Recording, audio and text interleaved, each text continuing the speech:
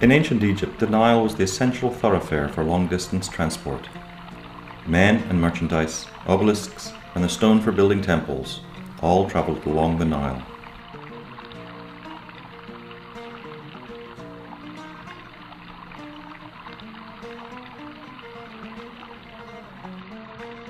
For the construction of lightweight craft, the Egyptians used bundles of papyrus, an abundant raw material at the time throughout Egypt.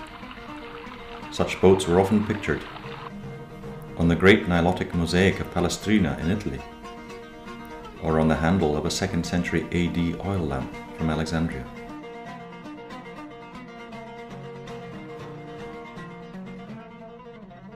These papyrus boats have not been built in Egypt for a very long time. To find them today, one must travel up the course of the Nile to Ethiopia.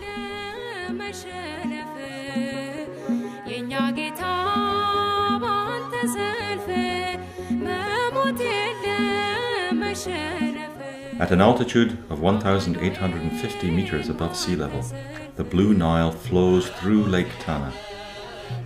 The circumference of the lake is almost 400 kilometers, and it is 14 meters deep at its center.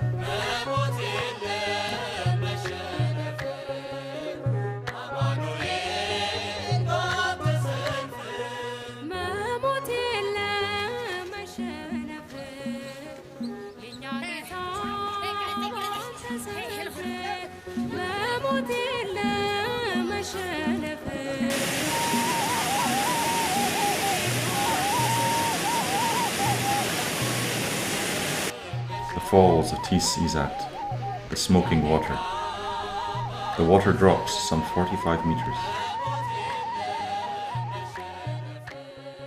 On the shores of this lake, like crocodiles warming themselves in the sun, lie the papyrus boats that are still made and used here. In Ethiopia, this craft is called Tankwas. Hiding behind a curtain of reeds, papyrus grows wild on the banks of Lake Tana. The slim silhouette with its flower cluster dancing in the wind makes it easily recognizable.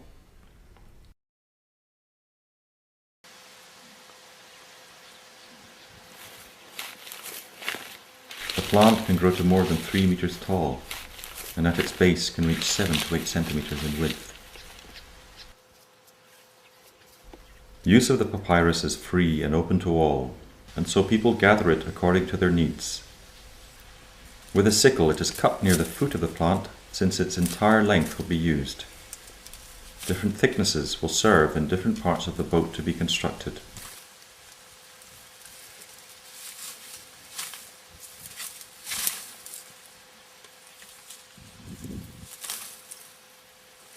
For millennia, the inhabitants of Lake Tana have skillfully exploited the natural resources, especially the flora of their region.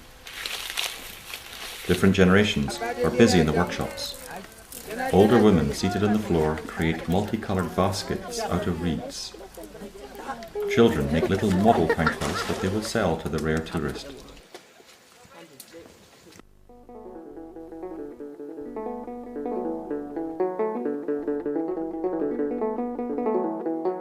The men spend their time on bigger projects.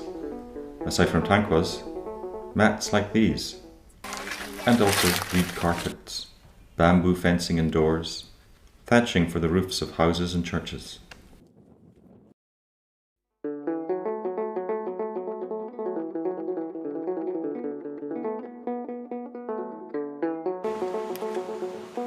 The work sites are spread along the shores of the lake, on islands, on spits of land. They are not easily noticed because they need no special equipment and they leave no trace. As it dries, the papyrus changes colour in a few days, going from green to purplish red, especially on the lower parts, and then ending up a straw yellow.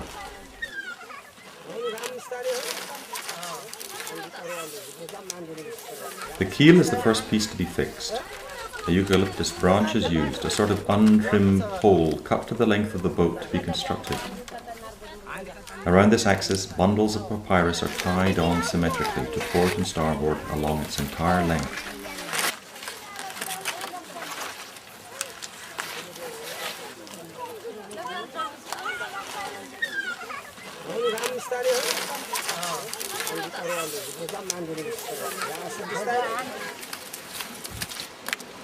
Each bundle is tied with rope made from papyrus.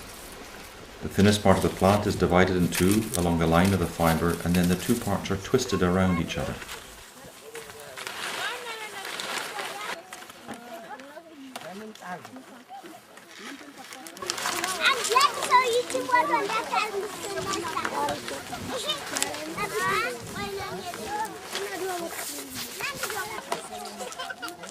The bundles will then be tied one to the other with the same rope. Nowadays, more and more, papyrus rope is being replaced by a simple nylon string, whose greater strength means a longer life for the boat.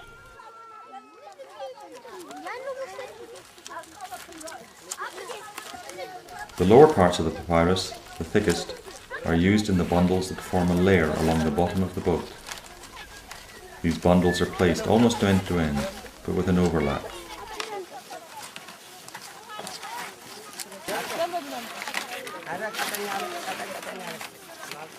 Bundles composed of the upper sections of the plant, thinner and lighter, are used in the flanks of the boat that stand above the waterline, with even finer stems towards the prow and the stern. Unlike the bottom of the boat, these flanks are often made from one single bundle that stretches the length of the craft. These bundles on the two sides are tied together at their ends.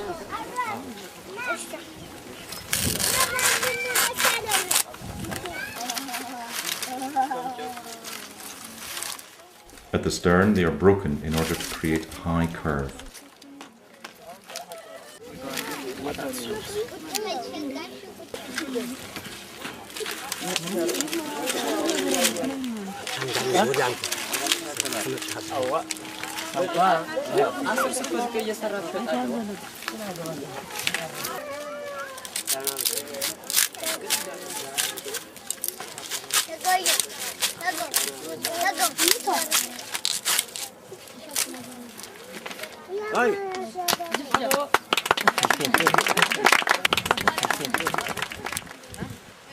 To keep the two sides of the boat apart, a large fat bundle, also of papyrus, is placed in the boat. It is on this that the boatmen sit, their feet tucked up underneath them. When they get out of the boat, they take this mobile cushion with them so that it can dry.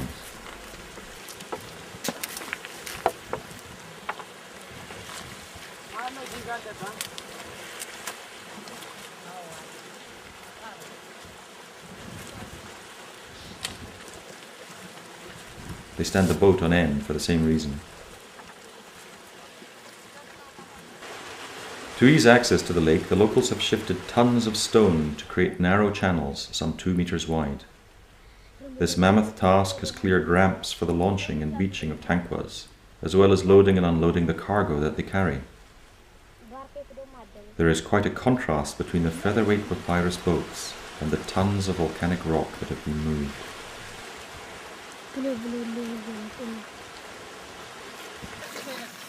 The Tankwas vary in size according to their use. The average boat is about 3 to 4 meters, but smaller craft are also built, like these little skiffs of 1.5 meters, used by children.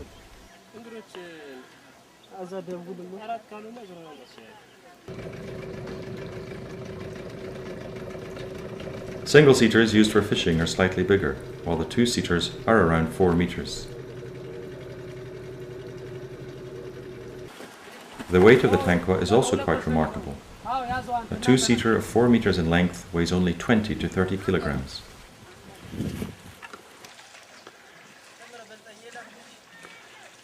The means of propulsion can be 1 or 2 punts, or a wooden paddle, a simple pole of a couple of meters in length with a sort of racket head attached to each end. In a two-man boat, paddling is done in time, either both on the one side or alternately.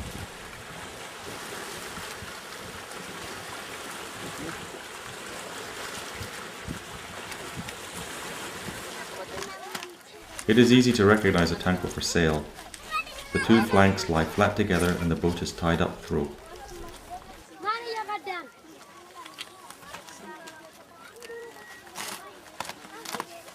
A Tankwa costs on average 50 Ethiopian birr, that is, little more than €3. Its working life is about 3 months. Tankwas can be used for a variety of different tasks depending on the time of year. Firstly, one of the major activities is net fishing, most often in a single-seater.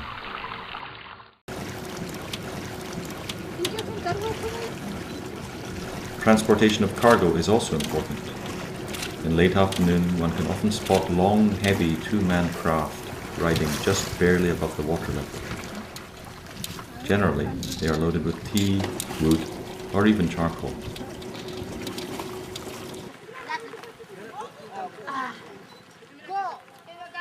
Another use for the Tankwa is as a passenger boat.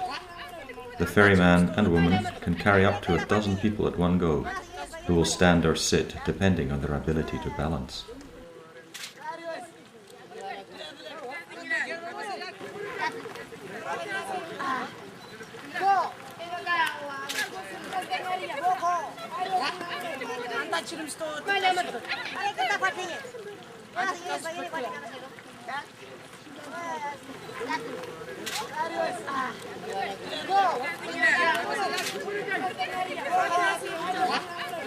This means of transport plays an important role in the region, involving thousands of men and women in an economy and ecology that has survived for millennia.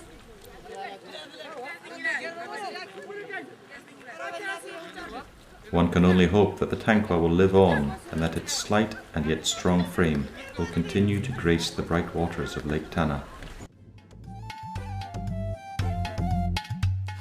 Woman want to bury me dead, but me look for pure love instead. But they still run